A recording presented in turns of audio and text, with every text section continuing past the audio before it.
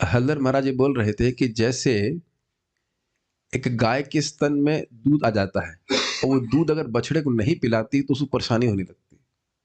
तो साधु लोग शास्त्र पढ़ते हैं, भगवान की महिमा पढ़ते हैं, वो हृदय में उबलने लगती है, उसको बताए बिना वो परेशानी हो जाती है। बड़ा सुंदर वर्णन उतर दिया। और जान रहे हैं कि बछड़ा, उदाहरण क्यों महाराज ने कि बछड़े की उत्सुकता है दूध पीने की, जबरदस्ती किसी को तो दूध नहीं पिलाया जा सकता है ना? तो जिसका इच्छा है कोई सुनने की, उसको सुनाता है तो हमको भी बहुत आनंद मिलता है। आपको याद हो महाराज बता रहे थे इसमें जब गोपी गीत की व्याख्या कर रहे थे परम पूज्य वृंदावन चंद्र महाराज, तो कह रहे थे कि जो कृष्ण कथा देते हैं वो सबसे अधिक दयालु है। क्या है वो? भूरी दाजना है, और जो ग्रहण करते हैं वे भी भूरी दाजना है। उनको भगवान की महिमा समझ में आ रही है इसलिए कृष्ण कथा सुनना चाहते हैं। और ये महाप्रभु का शब्द है। हम पता नहीं कब मैंने लगा तीसरी क्लास शुरू करनी पड़ेगी चैतन्य चरितामृत की। प्रद्युम्न मिश्र जब कहते हैं महाप्रभु के पास मैं कृष्ण कथा सुनना चाहता हूँ, तो कहते हैं तुम कृष्ण कथा सुनना चाहते हो, तुम बड़ो भाग्यवान, ऐसे करके बोलते हो, पुण्यवान हो, भाग्यवान हो। ऐसा नहीं कि जिसने बहुत ज्यादा पाप किए हैं वो भक्ति करता है, नहीं। पुण्येर बिना तू श्रवण इच्छा न उत्पद्यते इति अर्थः। 1.1.2 श्री स्वामी कई बार बोल चुका, अब तो याद भी हो गया होगा। बिना पुण्य किए श्रीमद् भागवतम को सुनने की इच्छा ही नहीं होती। मुझे बहुत अच्छा लगता है, इनका विरोध बड़ा सुंदर है। अरे भाई, जब भागवत सुनने की इच्छा से ही भगवान आ जाता है तो सब लोग क्यों नहीं सुन रहे हैं? तो कितने कृत भी शास्त्र श्लोक में दिया, जिसने बहुत बहुत पुण्य किया उसके हृदय में भागवत सुनने की इच्छा आती है, क्योंकि इच्छा आने से भगवान हृदय में आ जाते हैं। चलिए हम शुरू करते हैं, मुझे बड़ा रोचक लगता है। चलिए, आपने अभी तक सुना कि विदुर जी खूब डांट लगाए। अब डांट लगाने के बाद क्या हुआ? अब हम चैट ऑफ करते रहे, बहुत ज्यादा प्रश्न आ रहे हैं, शर्म आनी चाहिए आपको, क्लास में डिस्टर्ब करते हैं। अरे बोलने तो दो भाई। तो ना कि श्लोक बोला ही नहीं, एनी क्वेश्चंस क्वेश्चंस पहले चालू कर दी तो तो अभी तो अभी बोलने तो दीजिए। तो राजा विदुर, सॉरी राजा विदुर नहीं, धृतराष्ट्र ने विदुर जी की बात सुन करके क्या किया वो हम सुनने वाले हैं। मेरे पीछे बोलिए। श्रीमद् भागवतम प्रथम स्कंद 13वां अध्याय 29वां श्लोक। एवं राजा विदुरेणानुजेन एवं राजा विदुरेणानुजेन प्रज्ञा चक्षुर्बोधित आजमीडः प्रज्ञाचक्षुर्बोधित आजमीडः छित्त्वा स्वेषु स्नेहपाशान्द्रडिम्नो छित्त्वा स्वेषु स्नेहपाशान्तदृढिम्नो निश्चक्रामा भ्रातु सन्दर्शिताध्वा निश्चक्राम भ्रातृसन्दर्शिताध्वा एवं राजा विदुरेणानुजेन एवं राजा विदुरेणानुजेन प्रज्ञाचक्षुर्बोधित आजमीडः प्रज्ञाचक्षुर्बोधित आजमीडः छित्त्वा स्वेषु स्नेहपाशान्द्रडिम्नो छित्त्वा स्वेषु स्नेहपाशान्तदृढिम्नो निश्चक्रामा भ्रातृसन्दर्शिताध्वा निश्चक्राम भ्रातृसन्दर्शिताध्वा एवं राजा विदुरेणानुजेन एवं राजा विदुरेणानुजेन प्रज्ञाचक्षुर्बोधित आजमीडः प्रज्ञाचक्षुर्बोधित आजमीडः छित्त्वा स्वेषु स्नेहपाशान्द्रडिम्नो छित्त्वा स्वेषु स्नेहपाशान्तदृढिम्नो निश्चक्रामा भ्रातृसन्दर्शिताध्वा निश्चक्राम भ्रातृसन्दर्शिताध्वा।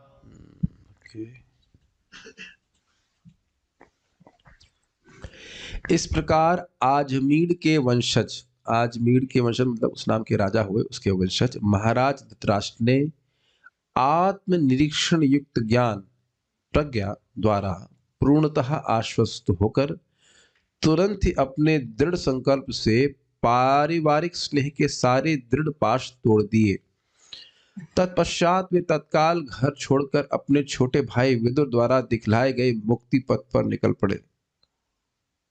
It is quite interesting that this is the day I left home.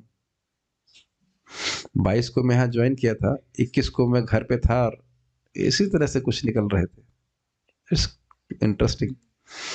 माता जी भी रो रही थी, बहन भी रो रही थी, लेकिन when Krishna pulls, he pulls. Quite interesting कि श्लोक उसी दिन मिल रहा है जिस दिन हम घर छोड़ रहे थे 14 साल पहले। एकदम से बात याद आ गई, 21 तारीख को छोड़ रहा था। हम तो उल्टा बता के जा रहे थे, अज्ञात गति भी नहीं थी, जा रहे हैं वृंदावन का टिकट है, निकल रहा। 21 तारीख की रात में बहुत चले, उसमें पहुंच गए। 22 22 जनवरी। एनीवेज, एवं इस प्रकार मतलब 9 श्लोकों में खूब पिटाई, खूब डांट सुन करके विदुरेणा अनुजेना, अपने छोटे भाई विदुर द्वारा। अब इस पे परम पूज्य राधा गोविंद महाराज बड़ा सुंदर टीका की। महाराज का अमेजिंग मनन है इसके बारे में कि भाई ये अनुज क्यों बोल रहा है। तो कह रहे हैं कि देखिए, छोटा भाई होने के कारण, बहुत ध्यान से सुनिए, उनका अत्यंत स्नेह था अपने बड़े भाई धृतराष्ट्र के प्रति। और ये एकदम आप रिलेट कर सकते हो। आपने अपने पिताजी को भक्ति के बारे में बताया कि नहीं बताया? स्नेह है ना पिताजी से। अपनी बहन को भी आप ही बताए होंगे शायद। तो अपनी बड़ी बहन को, अपने पिताजी को आप बताए कि बनाए, आप ही प्रयास तो करते हो माता जी को बताने का, जितना वो स्वीकार करें। सभी लोग यहाँ जो उपस्थित हैं, यदि आपके माता पिता सुने, जिनके माता पिता भक्त नहीं, तो क्या आप नहीं बताना चाहेंगे? नकुल प्रभु, क्या बात लगता है आपको? अगर आपकी, पता नहीं आपके पिताजी भक्त है कि नहीं, नहीं है, लेकिन आपकी इच्छा तो होती है ना कि भक्ति में आ जाए। जो बात महाराज बोल रहे हैं उससे सब लोग रिलेट कर पा रहे हैं कि नहीं? मानो आपके माता पिता भक्त ना भी हो, लेकिन आप चाहेंगे ना भक्त बन जाए। क्यों श्याम सुंदर प्रभु, आपको नहीं लगता कि हमारे पिताजी जब करने लग जाए, भक्ति करने लग जाए, स्नेह, ये है ही इतनी सुंदर वस्तु, कौन नहीं चाहेगा? तो कह रहे अनुजेन का अर्थ यह है कि जो भी बोला, यद्यपि लग रहा है बड़ा कटु है, लेकिन बोला सब प्रेम से है। समझ में आया? कितना सुंदर बात है। देखिए, इसीलिए मैं कहा करता हूं कि श्रेष्ठ वैष्णव से सुनना चाहिए। कभी हम सोच नहीं सकते अनुज अनुज अनुज मतलब छोटा भाई, आगे बढ़ जाओ, लेकिन ये मनन हम कभी नहीं कर सकेंगे। Is it not tasteful now? Anuj को मतलब वो बोल जरूर बहुत कटु शब्द रहे हैं, लेकिन हृदय में अत्यंत प्रेम है कि भाई ये घर में मरेगा तो दुर्गति होगी इसकी। Let me give him the highest best knowledge. समझ में आ गया अनुज का अर्थ? बहुत अच्छा अर्थ मुझे लगा था। तो विदुरेण अनुजेना मतलब विदुर अनुज यानी छोटे भाई विदुर के द्वारा बोधितः, उपदेश दिए जाने पर। बोध का मतलब ही होता है ज्ञान होना, प्रबोधित होना, ज्ञान दिया जाना। गौर गोपाल आ जाइए इधर, आ जाइए, कोई बात, मुझे कोरोना नहीं हुआ, घबराए। हाँ, अभी मुझे खाने की खुशबू आ रही है, घबराइए, डोंट वरी। अच्छा हो गया होगा तो पता नहीं। सो ये समझ में आया? बोधित का अर्थ बोध कराना, ज्ञान देना। तो इस तरह उपदेश दिए जाने पर प्रज्ञा चक्षु, आत्मनिरीक्षण के ज्ञान की आंखों से युक्त होकर के। प्रज्ञा मतलब होता है ये चेतना। ये बहुत सुंदर अर्थ है। इस पे महाराज ने बहुत सुंदर बात यहाँ पे कही कि प्रज्ञा चक्षु का अर्थ क्या है। देखिए, ये बड़ी इंटरेस्टिंग बात बता रहे थे, क्या हमको तो समझ में नहीं आता पहले, लेकिन हो सकता है सत्य सत्य हो कि जो लोग अंधे होते हैं वो सुनने पे बहुत ध्यान लगाते हैं। ऐसा होता होगा, मैं तो नहीं समझ रहा हूं, लेकिन हम लोग आंखों से अन्य और जगह डिस्ट्रैक्ट हो भी सकते हैं, लेकिन जो अंधा है उसके लिए एकमात्र इंद्रिय है श्रवण करना। समझ रहे हैं? आप जानते होंगे एक बहुत बड़े महाराज, उनका नाम भूल गया मैं, राम भद्राचार्य महाराज ना। हाँ हाँ, राम कथा करते हैं, मैं उनको सुना भी एक बार साक्षात। तो सारा शास्त्र वो केवल सुन करके ही समझ लिए, सब कुछ संस्कृत ज्ञान। तो ये एक बहुत बड़ी बात समझ में आ रही। तो हाँ, सूरदास जी महान भक्त भी, बिल्वमंगल ठाकुर भी। तो कह रहे हैं कि यद्यपि वो आंख से अंधे थे, लेकिन कान से बहुत ध्यान पूर्वक सुन रहे थे। एक बात ये। दूसरा, आप ये भी जानते हो कि वह इस उपदेश से पहले प्रज्ञा चक्षु से युक्त नहीं थे। समझ में आ रहा है? एक जगह प्रभुपाद जी, शायद मैं समझता हूँ प्रथम गीता के तात्पर्य में पहले श्लोक में ही बोलते हैं कि धृतराष्ट्र जन्मांध तो थे ही, और आत्मा मतलब आध्यात्मिक दृष्टि से भी अंधे थे। कहीं पढ़े हैं, मैं भूल नहीं रहा हूँ, कहाँ भूल रहा हूँ, कहाँ पढ़े हैं। वैसे तो गीता के पहले श्लोक में ही है ना? गीता के पहले श्लोक में बोलते हैं। तो अब उनको यह प्रज्ञा चक्षु आ गया, उनको समझ में आ रहा है कि मैं शरीर नहीं हूं, मैं आत्मा हूं, और मैं अब जंगल जा करके भजन करके पार हो जाऊं। ठीक है? तो ये प्रज्ञा चक्षु आप समझ रहे हैं। हम लोग पहले अज्ञान तिमिरांधस्य इत्यादि की व्याख्या कर चुके हैं। ज्ञान दे करके, कटु शब्द बोल करके, जो भी करके, लेकिन वो बोले गए थे सब प्रेम से, उनकी आंखें खोल दी। आंखें खोल दी मतलब कौन सी आंखें खोल दी? ज्ञान की, आध्यात्मिक ज्ञान की आंखें। भाई अब तो बचाओ अपने आप को। क्या कहते हैं उसको? भागते भूत की लंगोटी भली, सुना है हमने? सुना, इसका अर्थ समझते हैं? भूत भाग रहा, उसकी लंगोटी मिल जाए, बहुत बड़ी बात है। तो कहने का मतलब कि सारा समय तो निकल गया भोग में, कम से कम आखिरी समय तो भगवान की सेवा में लगाया जाए। ये कहने का तुमको समझ में आ गया? किसको समझ में आ गया? तो कह रहे आजमीढ़, अर्थात आजमीढ़ के, जो आजमीढ़ वंश की संतान थे, वो पहले राजा रहे होंगे। राजा अर्थात वी राजा धृतराष्ट्र। स्वेशु, स्व मतलब अपने, स्वेशु मतलब अपनों में, संबंधियों के विषय में दृढ़िम्न अर्थात दृढ़, और स्नेह पाषाण मतलब स्नेह के बंधनों को छित्वा तोड़कर भ्रातृ अपने भाई द्वारा संदर्शिता दिखलाए हुए अध्वा मुक्ति पथ पे निश्चक्रामः बाहर निकल गए। थोड़ा समझने का प्रयास कीजिए। जो पाश अत्यंत दृढ़ है उसको बड़ी ही संकल्प से, बड़े अपने संकल्प के, नहीं अब तो मैं घर छोड़ के ही रहूंगा। मैं इसे रिलेट कर पा रहा हूं कि इसी दिन उस दिन मेरा ऐसे संकल्प था, बस कंप्लीटली कोल्ड, घर वाले रोए चाहे कुछ भी हो, अब तो जाना है। तो जो उस दिन बह गया होता तो बहुत दिक्कत होती। तो इस प्रकार का, और तो हम तो इतना कभी आ सकते नहीं रहे घर पे, लेकिन यहां बोल रहे हैं कि घर के लोगों से उनका स्नेह तोड़ना बड़ा मुश्किल होता है। और एक अद्भुत बात है कि उन्होंने किसी को देखा नहीं होता, जन्म से अंधे थे, केवल सुन सुन सुन करके दुर्योधन की किलकारी सुन करके उस पर आसक्त रहे होंगे। वैसे वो किलकारता नहीं था, वह गधे की तरह देखता था। क्या तो अज्ञान है। ये समझ लीजिए कि बच्चों के प्रति विशेष आसक्ति देख करके होती। देखो इसकी नाक तो मेरे पे गई है, कान पत्नी पे गए हैं, और उसके दांत तो दादी जैसे लगते हैं, है कि नहीं? ऐसी बातें नहीं करते लोग, करते कि नहीं? छोटे बच्चे का एनालिसिस कर देते बेचारे का। इस पे बहुत आसक्ति होती है। ये मैं नहीं बोल रहा हूँ, उपनिषद में बात लिखी, भक्ति विज्ञान महाराज कोट कर रहे थे। आंख से व्यक्ति की बड़ी संबंध बनता है, आंख से बहुत ममता बनती है। तो कहते उनकी आंख भी नहीं थी, फिर भी इतना आसक्ति थी, जिसके लिए इतना पाप किया, तो कहते उसको काट दिया। This something very nice. चमक गया इसे कहते सामान्य भाषा में, वो चमक गया कि यहाँ पे रह करके मैं अब सुखी नहीं हो सकता। अच्छा, ये बड़ा सुंदर बात है। तो ये तो स्नेह पाश तो काट दिया, लेकिन अब आप जानते हैं, जरा धृतराष्ट्र की पोजीशन बताइए। उनको क्या बोला था? उदीचिम दिशा में चले जाओ, नॉर्थ में चले जाओ। अब उन्हें क्या मालूम चलेगा नॉर्थ कहाँ है, ये बताइए। और आज्ञा क्या दी गई? अकेले जाना है। क्या ये उनके लिए संभव था कि अकेले नॉर्थ में चले जाते? देखिए, हम लोग कभी इतना दूर तक नहीं सोचेंगे, असंभव है हमारे लिए श्लोक उस प्रकार से दूर तक देखना। एक आदमी हाथ खड़ा करते कभी सोचेगा इस तरह से? कभी नहीं सोचे होंगे कि धृतराष्ट्र महाराज नॉर्थ गए कैसे। इसीलिए बोल रहे हैं भ्रातृ संदर्श अथवा, हाथ पकड़ कर लेके गए हैं विदुर जी। समझ में आ रहा है? अभी आगे के श्लोकों में आप देखने वाले हैं कि विदुर जी भी गायब थे। ऐसा नहीं कि उसको भेज दिया आप आराम से आप चौड़े होके खा रहे हैं। हाथ पकड़ करके विदुर जी धृतराष्ट्र का हाथ पकड़ करके लेके जा रहे हैं। अभी सुनो तो सही, कथा तो मैं करने दो। सारे पंडा बन जा रहे थे। इधर आइए आप धृतराष्ट्र, आप गांधारी बन जाओ। नहीं, ये वाला हाथ मैं पकड़ रहा हूं इनको, और आप इनका हाथ पकड़ो इस तरह से चेन बना के। मैं इनको, आंख बंद करो आप, मैं लेके जा रहा हूं इनको, और ये ऐसे करके ठेल रहे हैं। समझ गए?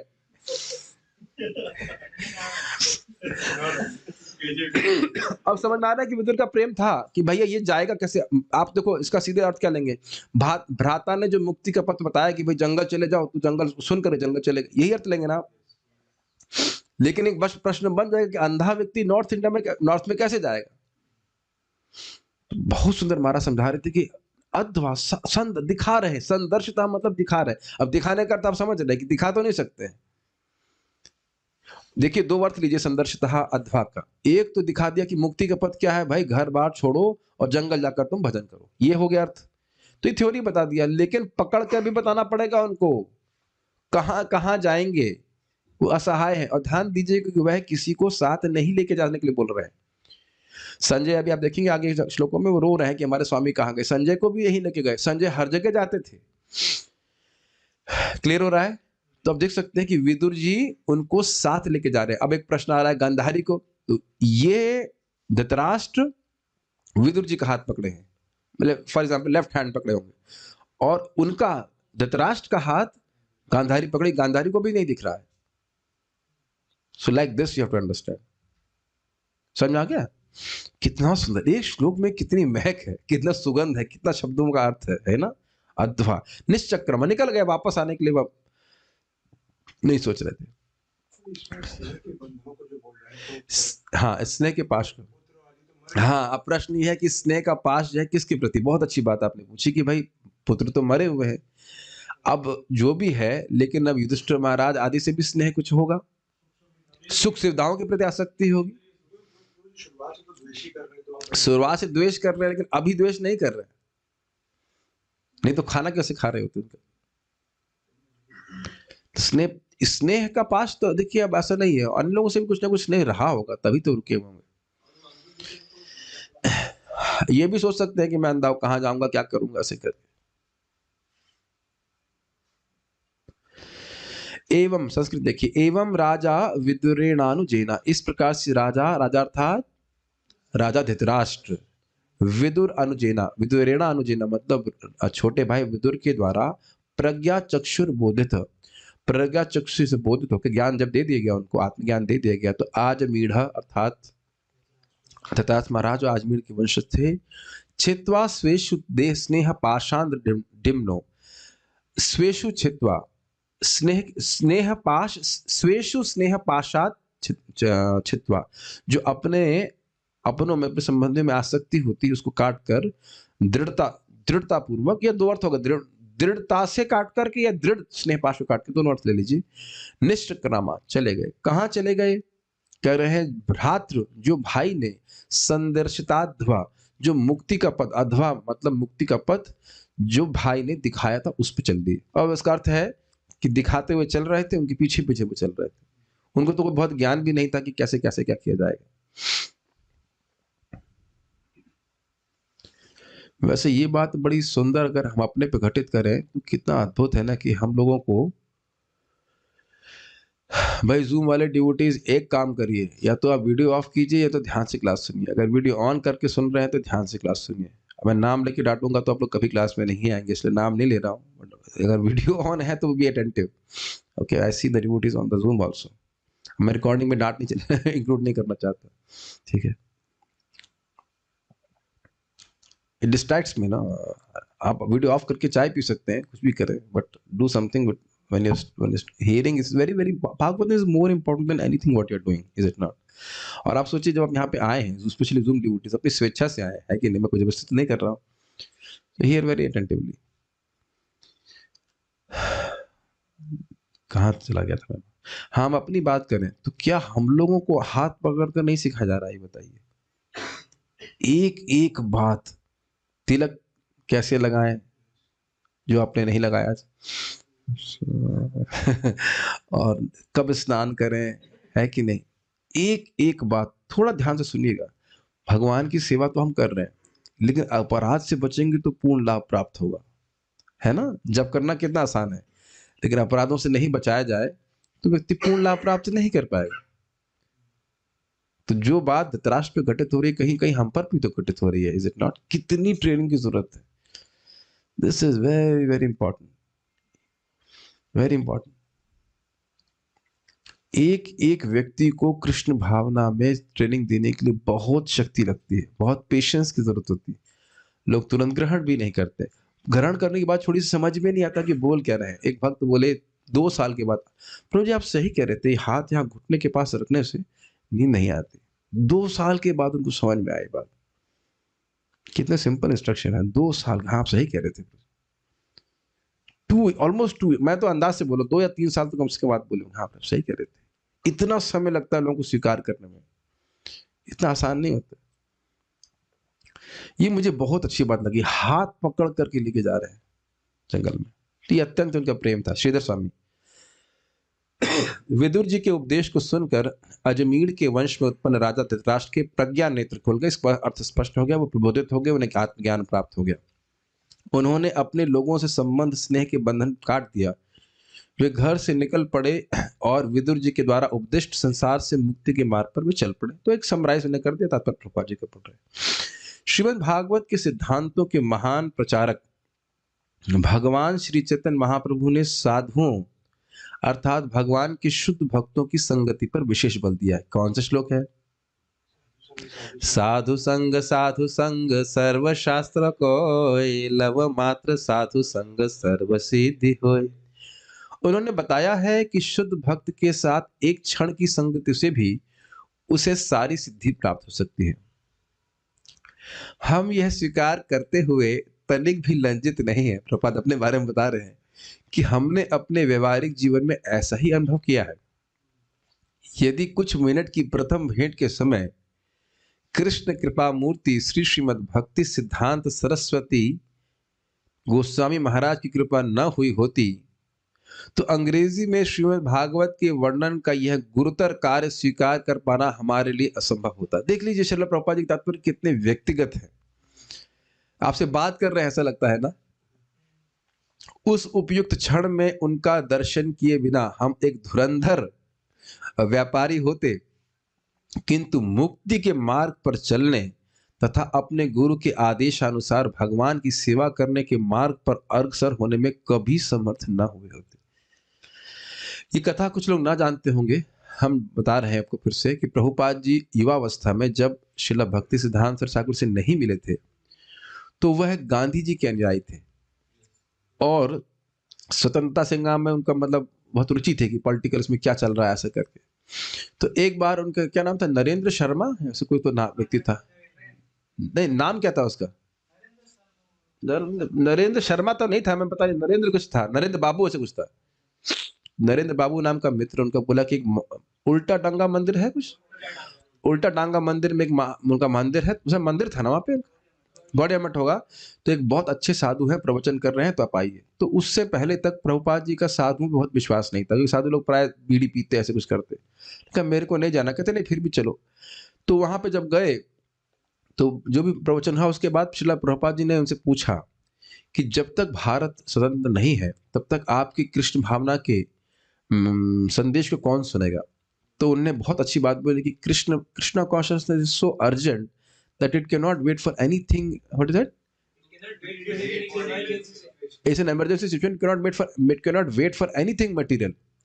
कृष्ण भावना इतनी क्या कह सकते हैं, किसी भौतिक परिस्थिति का वेट नहीं कर सकती कि अब ये भारत स्वतंत्र होगा तब हम भक्ति का प्रचार करेंगे। अब आप ये सोचिए कि प्रभुपाद जी के गुरु महाराज कितनी अलग धारा में चल रहे थे। उस समय भारत में स्वतंत्रता के अलावा कुछ सोचना क्या संभव था, नेक्स्ट टू इम्पॉसिबल, कुछ नहीं सोच सकता था उसके अलावा, सब जगह यही बात चल रही थी। लेकिन वो जान रहे हैं कि कोई भी व्यक्ति इस प्रकार से मुक्त नहीं हो रहा है, भगवान की भक्ति करके ही मुक्त होगा। कितनी अलग विचारधारा उनकी, इंडिपेंडेंट बिल्कुल थिंकिंग। ये बात सुनकर के प्रभावित हुए थे श्रील प्रभुपाद जी और बोले थे, वहां पे बोलते हैं प्रभुपाद कि मैं कभी भी आर्गुमेंट में किसी से नहीं हारा था, लेकिन पहली बार मैं अपने गुरु महाराज से हारा। तब उनकी दीक्षा नहीं हुई थी, लेकिन गुरु स्वीकार कर लेते और मुझे बड़ी प्रसन्नता हुई थी कि मैं, उन्होंने बोला भी, बाद में फीडबैक भी अपने मित्र को दिया कि चैतन्य महाप्रभु का आंदोलन एक समर्थ व्यक्ति के हाथ में है। और फिर वहां पे बोला भी गया प्रभुपाद जी को उनके गुरु महाराज के द्वारा कि यदि आपके पास कभी धन हो तो आप पुस्तकें छापिए। तो आप बड़ा स्पष्ट देखते हैं कि प्रभुपाद जी गुरु महाराज, श्रील प्रभुपाद जी का और उनके अनुयायियों का भी ये बहुत सिंपल मूड होना चाहिए कि कृष्ण भावना का ज्ञान का प्रसार होना चाहिए। समझ रहे हैं मेरी बात, ये बड़ा स्पष्ट है। तो खैर यहाँ पर बात बता रहे कि इस प्रकार से अगर वो नहीं मिलते तो वह कभी भी भक्ति करने के, मतलब इस तरह से भक्ति तो थे ही, भक्त कर ही रहे थे, लेकिन प्रचार के कार्य में और श्रीमद् भागवतम के ज्ञान को दूसरों को देने में वे नहीं प्रवृत्त होते। बहुत अच्छा उदाहरण प्रभुपाद जी दे रहे हैं। और यहाँ पर प्रस्तुत है दूसरा व्यवहारिक उदाहरण, धृतराष्ट्र के साथ विदुर की संगति का प्रभाव। महाराज धृतराष्ट्र राजनीति, अर्थशास्त्र तथा पारिवारिक आसक्ति से संबंध भौतिक आकर्षण के जाल में मजबूती से बंधे हुए थे और अपनी सुनियोजित परियोजनाओं को सफल बनाने के लिए उन्होंने पूरी शक्ति से कार्य किया, किंतु उन्हें अपने भौतिक कार्यकलापों में अत से इससे होना चाहिए, इससे अत से इति तक, सॉरी, शुरुआत से अंत तक हाथाशाही हाथ लगी। This is really funny. अगर आप देखें प्रभुपाद जी का बड़ा सूक्ष्म विनोद है,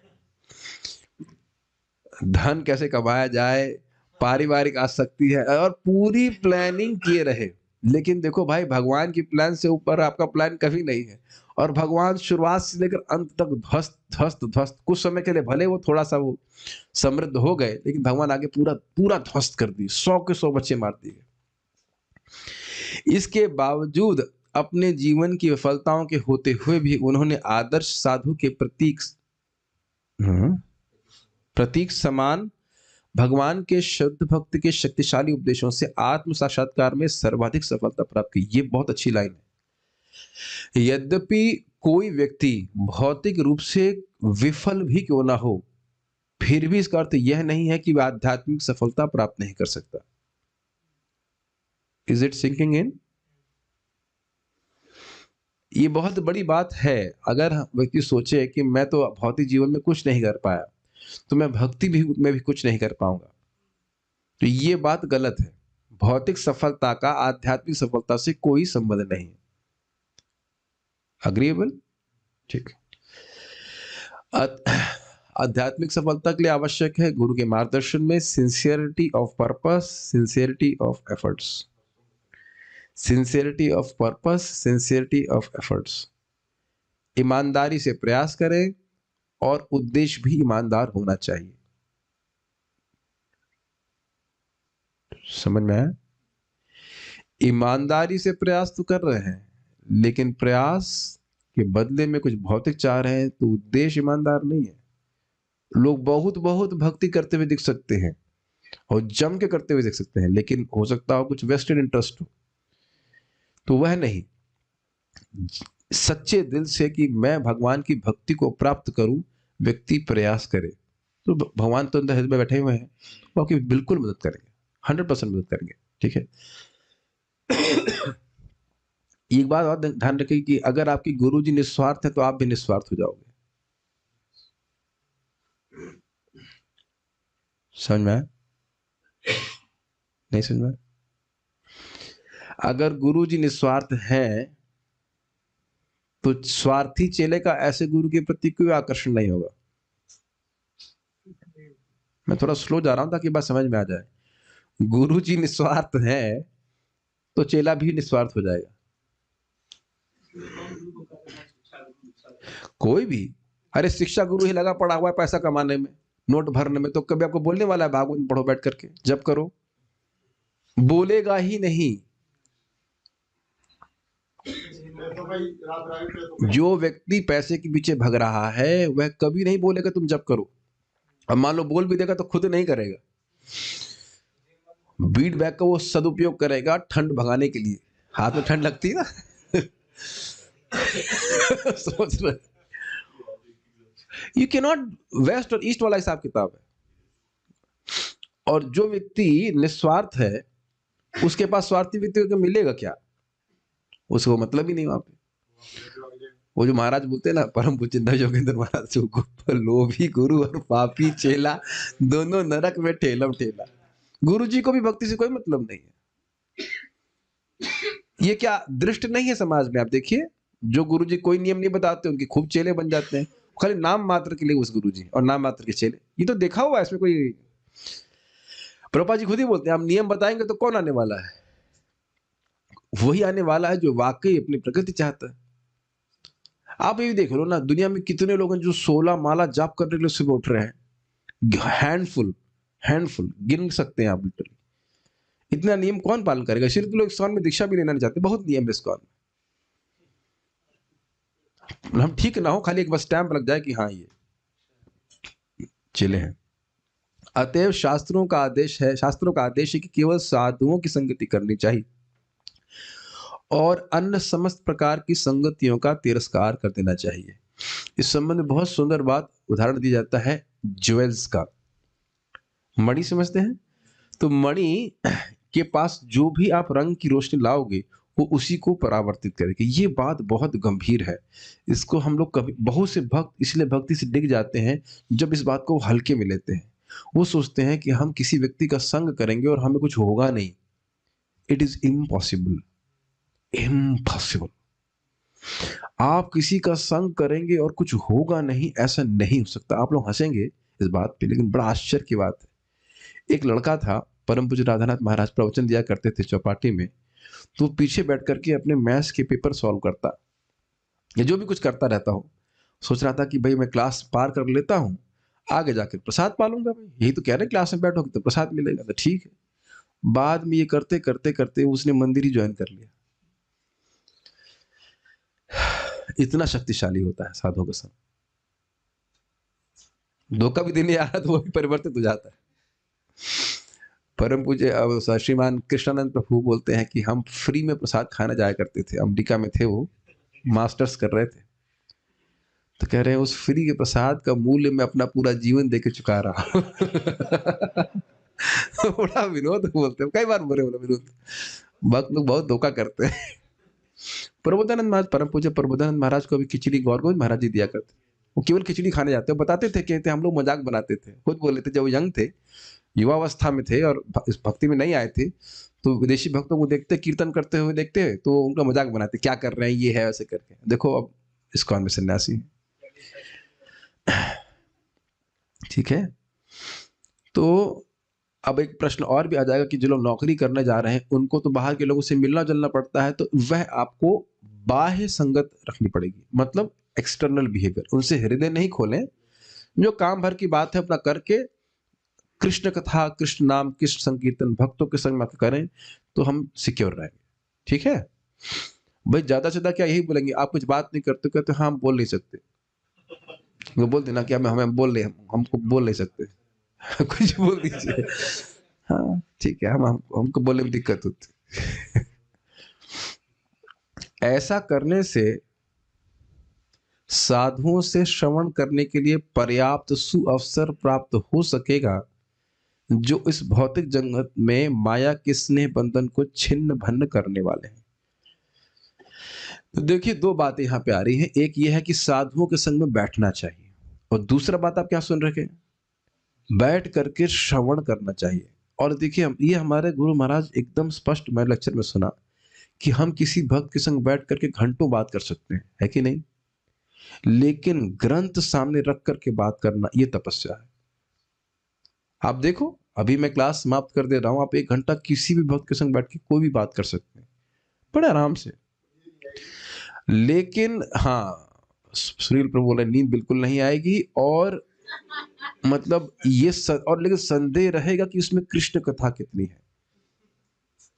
कोई विरोध?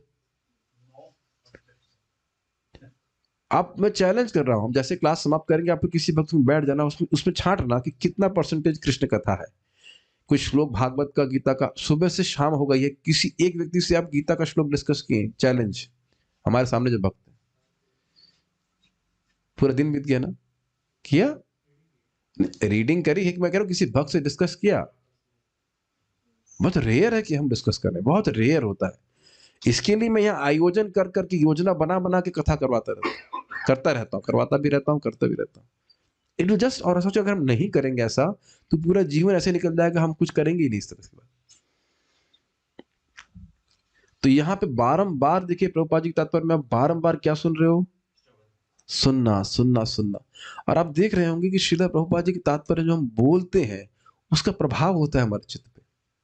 पढ़ तो रहे हैं लेकिन सुनने का कुछ और प्रभाव होता है, पता नहीं आप इसको अनुभव कर रहे हैं कि नहीं, लेकिन कुछ अलग प्रभाव में से मैं बोल रहा हूं, वही चीज लिखी हुई उनसे बोलते हैं और हम उसको सुनते हैं, उसका एक अलग प्रभाव होता है कि नहीं। इतने ध्यान से पहली बात तो हम पढ़ते नहीं प्राय। और इससे व्यक्ति क्या लाभ होगा बताइए, भौतिक जगत के माया के स्नेह बंधन। क्यों माया के स्नेह बंधन बताइए, क्योंकि जगत में किसी का किसी व्यक्ति से कोई संबंध नहीं है, केवल हम उसका एक मान्यता, अभिमति मान के बैठे हैं कि ये है, ये है, इत्यादि इत्यादि इत्यादि। तथ्य यह है कि यह भौतिक जगत महान मोह या भ्रम है, क्योंकि इसमें प्रत्येक वस्तु यथार्थ सत्य प्रतीत होती है, लेकिन दूसरे ही क्षण वह समुद्र के उफनते फेन की भांति या आकाश में बादलों की भांति छू मंतर हो जाती है। ये जो प्रपात अभी बोल रहे हैं ना, इसको बहुत ध्यान से सुनिए, मुझे बहुत अच्छा लगा था प्रपात बोलने वाला है।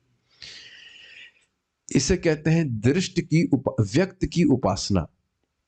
जो आपके सामने व्यक्त है उसी की उपासना में लगा है। उपासना का अर्थ केवल पूजा नहीं लीजिएगा, उपासना का अर्थ है प्रेम करना, आसक्त होना। पत्नी है, बच्चे हैं, पति है, परिवार है, समाज है, ये हमारे सामने व्यक्त है कि नहीं, दिख रहा है कि नहीं। और क्या हम लोग स्वभावतः इन्हीं की उपासना करने में लगे हुए हैं कि नहीं, इन्हीं में आसक्त रहते हैं।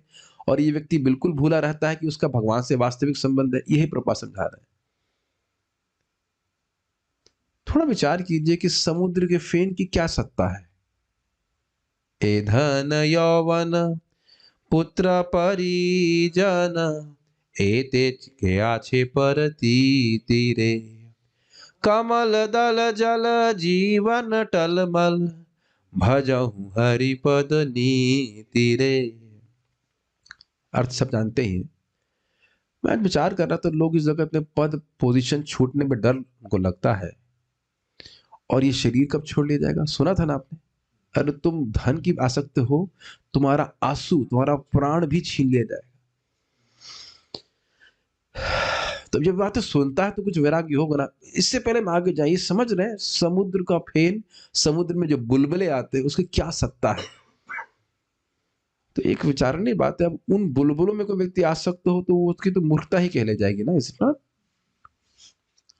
This is very striking. अगर आप थोड़ा विचार कीजिए तो हर चीज क्षणिक है, हर पद पोजीशन सब कुछ क्षणिक है, और उसमें आसक्त होकर व्यक्ति अपनी शाश्वत पद, शाश्वत भगवत धाम के स्थान को कॉम्प्रोमाइज कर ले। क्या मूर्खता नहीं है। इसी जीवन में देखता है व्यक्ति गरीब था, गरीब से अमीर हो जाता है, अमीर से फिर गरीब हो जाता है, कुछ कुछ कुछ कुछ होता रहता है कि नहीं। ये सब कुछ होते हुए व्यक्ति पंगु हो जाता है। क्या ये सब देखा नहीं जा रहा है। Everything is constantly changing. तो ये मैं चाहूंगा कि भक्त उस पर विचार करें। उफनता हुआ फेन, ये आप लोग देखे हैं समुद्र का उफनता हुआ फेन कभी। उसकी क्या समझ रहे हो, उसकी क्या सत्ता, उसकी क्या महत्व है। और आप देखें कि दिन प्रतिदिन अगर हम प्रभुपाद जी के तात्पर्य को ना सुने तो कितना हमारा एनर्जी उस उफनते हुए फेन की तरफ चली जाती है। अगर एक क्षण के लिए भी, ये स्टैंडर्ड है, एक क्षण या मुहूर्त के लिए भगवान वसुदेव की, कृष्ण की विस्मृति हो रही है तो ये सबसे बड़ा नुकसान है, सबसे बड़ा दोष है। तन हानि तन महत् छिद्रम, ये सबसे बड़ी हानि है। उधर कोई ध्यान नहीं दे रहा। ये मुझे बहुत अच्छा लगा था, इसलिए मैं कुछ यहाँ पे बोल रहा हूं। अब देखिए प्रभुपाद जी क्या व्याख्या कर रहे हैं कि आकाश का उदाहरण जो दिया है, आकाश क्यों सत्य लगता है। बहुत सुंदर। आकाश में बादल सचमुच ही वास्तविक प्रतीत होते हैं। और आप अगर आकाश में चले जाए तो क्या है, ऐसे आप उसको पकड़ नहीं सकते आकाश को, सॉरी बादल को। Is it not striking. आप में से जो भी हवाई जहाज में उड़े होंगे तो ऐसा नहीं कि बादल में गया, बादल उसको उठने नहीं दे रहा, भाई रुको हमारी सत्ता यहाँ पे है। फाड़ करके उसको, बादल को फाड़ करके निकल जाता है और फिर बादल वहीं पे सेट हो जाता है। कभी ऐसा हुआ कि क्रैश हुआ बादल की वजह से, कोई दिक्कत नहीं है ना। This is very striking. कितना सुंदर लगता है ना, बादल ये बादल वो सब बोलते हैं। आकाश में बादल सचमुच ही वास्तविक प्रतीत होते हैं क्योंकि उनसे वर्षा होती है, और वर्षा के कारण बहुत सारी क्षण भंगुर हरी हरी वनस्पतियां उत्पन्न होती हैं।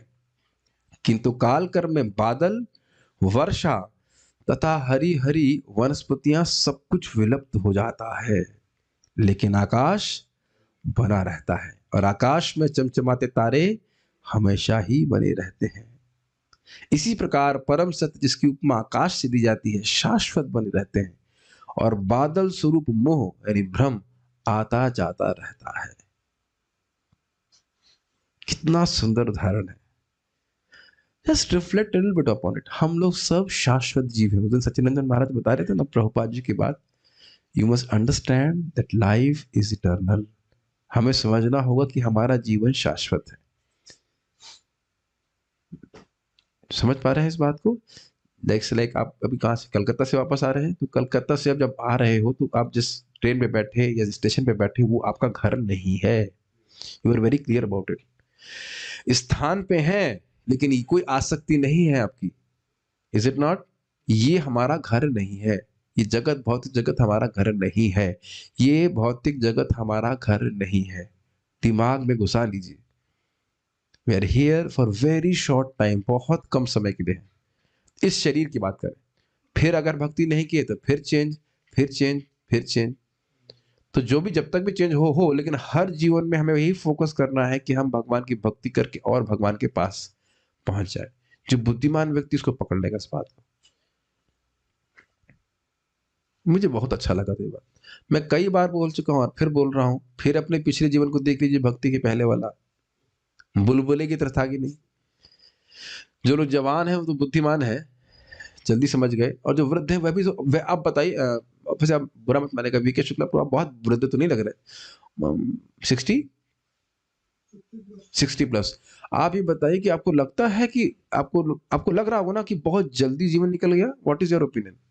यस, हमारे गुरु महाराज के पिताजी शायद समझता हूँ 90 साल के थे, 85 ऐसे कुछ, तब तो इनका शरीर छूट गया। वो बोले कि मुझे ऐसा लग रहा है कि बस कल ही तो तुम मेरे छोटे यंग बेटे थे। आपने महसूस किया होगा 60 साल ऐसे निकल गए, इज इट नॉट? पता भी नहीं चलता। 37, हाँ, मतलब आपके बराबर, मेरे बराबर ही उसकी उम्र है। ऐसे अगर बुला की जरूरत थी कल तो हाँ बिल्कुल, वो अभी लग रहा है कि तो गोद में था और एकदम बड़ा हो गया, इत्यादि इत्यादि।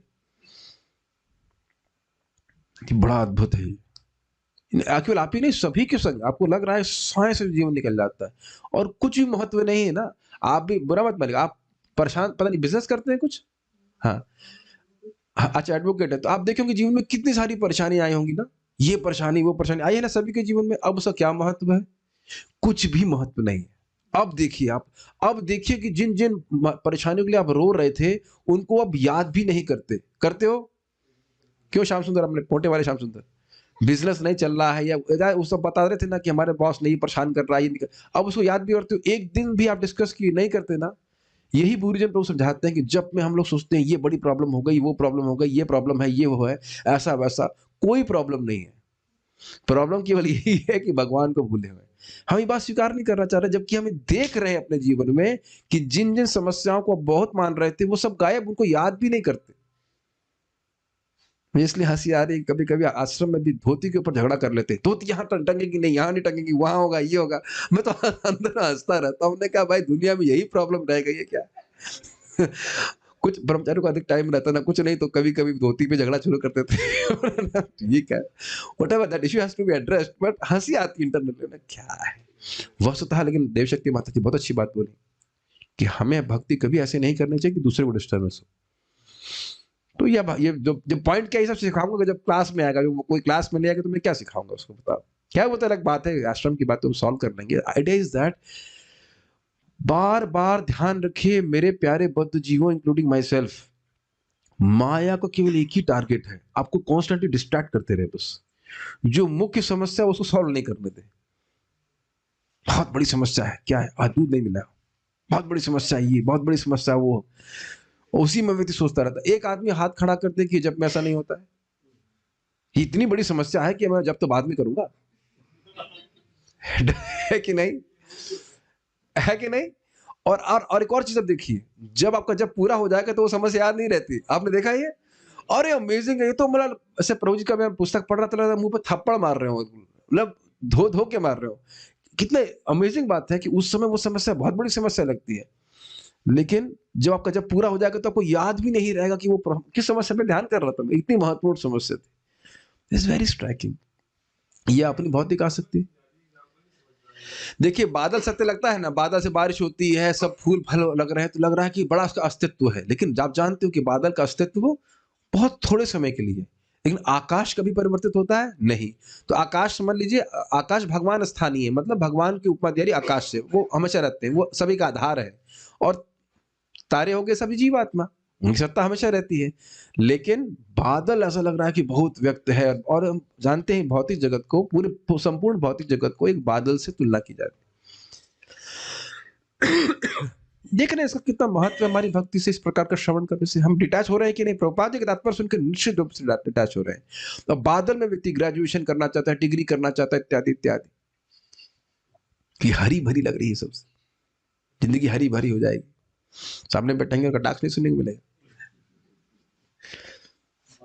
एक वक्त पूछ रहे थे आज की माता जी को जॉब करना चाहिए कि नहीं, हमने कहा करना चाहिए। हमने कौन सा जॉब? कहते हाउस वाइफ। हमने कहा हाउस वाइफ बहुत बड़ा जॉब है, 2-3 घंटा पति की सेवा कर दो, उसके बाद कहती मैं पूरे टाइम कीर्तन करना चाहती हूँ। मैंने कहा पूरे टाइम कीर्तन करो, क्या दिक्कत है? अगर पति के पैर दबा रही तो भी हरे कृष्णा कर सकती हूँ, उसे तो आजकल गला ही दबाते हैं, पैर तो नहीं दबाते। लेकिन आप माता जी हाउस वाइफ है, इज इट नॉट? तो कितने घंटे का सेवा करना पड़ता है प्रभु जी का? 2 घंटा मैक्स, खाने के लिए 2 टाइम लाना, हाँ खाने के लिए बस, बाकी तो अपने आप सब अपने आप कर लेते। कौन आजकल चक्की दलना है, कुछ तो कुछ करना नहीं है, सबसे बड़ा जॉब है, इज इट नॉट? आराम से भक्ति कीजिए। अच्छा, लड़कियों को जॉब नहीं करना चाहिए? हमने कहा भाई मजबूरी तो अलग बात है, लेकिन अदरवाइज क्या कर सकते हैं। और लोग स्वीकार नहीं करना चाहते। क्यों नहीं स्वीकार करना चाहते? इसीलिए व्यक्त उपासना जो सामने है उसी का उपासना करता है। ये मुझे बहुत अच्छा लगता है। This concept is very nice, मुझे बहुत अच्छा लगता है। व्यक्त उपासना, महाराज जी कहीं बता रहे थे, बस जो व्यक्त है उसी की उपासना में लगे रहता है। भगवान है, उनका धाम है, मैं वहां चला जाऊंगा तो हमेशा के लिए मस्त मतलब आनंद में रहूंगा। कौन सोच रहा है इतना? मूर्ख जीव क्षणिक बादल के प्रति आकृष्ट होते हैं, लेकिन जो बुद्धिमान है वे शाश्वत आकाश तथा वहां की समस्त विविधता से सरोकार रखते हैं। तो इसी मुक्ति के पथ को विदुर जी ने सिखाया, भगवान की भक्ति करके भगवान के पास चले जाओ। ठीक है। अब उनकी पत्नी ने क्या किया, बड़ा रोचक श्लोक है। पतिं प्रयान्तं सुबलस्य पुत्री, पतिं प्रयान्तं सुबलस्य पुत्री, पतिव्रता चानुजगाम साध्वी, पतिव्रता चानुजगाम साध्वी, हिमालयं न्यस्तदण्ड प्रहर्षम्, हिमालयं न्यस्तदण्डप्रहर्षम्, मनस्विनाम् इव सत्सम्प्रहारः, मनस्विनामिव सत्सम्प्रहारः, पतिं प्रयान्तं सुबलस्य पुत्री, पतिं प्रयान्तं सुबलस्य पुत्री, पतिव्रता चानुजगाम साध्वी, पतिव्रता चानुजगाम साध्वी, हिमालयं न्यस्तदण्ड प्रहर्षम्, हिमालयं न्यस्तदण्डप्रहर्षम्, मनस्विनाम् इव सत्सम्प्रहारः। मनस्विनामिव सत्सम्प्रहारः। आपको मैं ईमानदारी से रिवील करना चाहता हूँ कि सत्सम्प्रहार का अर्थ मुझे कल समझ में आया। कितने सालों के बाद पढ़ तो लेता तो समझ नहीं आता था ये बोलना क्या चाहते हैं प्रभुपाद जी। बड़ा सुंदर शब्द है, पहले देखिए अनुवाद इसका। कंधार या गांधार के राजा सुबल की पुत्री परम साध्वी गांधारी ने जब ये देखा कि उसके पति हिमालय पर्वत की ओर जा रहे हैं, जो कि सन्यासियों को वैसा ही आनंद देता है जैसा कि युद्ध के मैदान में योद्धाओं को शत्रुओं के प्रहार से प्राप्त होता है, तो वह भी अपने पति के पीछे पीछे चल पड़े। तो मेरे लिए समझ में ये नहीं आता था कि भाई किसी पे प्रहार होगा तो वह सुखी क्यों हो जाएगा। ये एक बड़ी आश्चर्य की बात है। और देखिए अनुवाद में क्या लिखा है, वैध अच्छी पिटाई। अब पिटने के बाद किसको वैसा अच्छा लगेगा? नहीं नहीं, इतना आसान नहीं है समझना। मैं बताऊंगा, भी प्रयास करूंगा बताने का। अन्वय पहले देख लीजिए। पिटना अच्छा किसी को नहीं लगता है, पिटना अच्छा नहीं लगता। इसमें लिखा है सत्सम्प्रहारः, वहां से समझ में आएगा। मान लीजिए आप बॉक्सिंग कर रहे हैं तो पिटाई खाना अच्छा लगता है कि हम पिटते चले जाएं?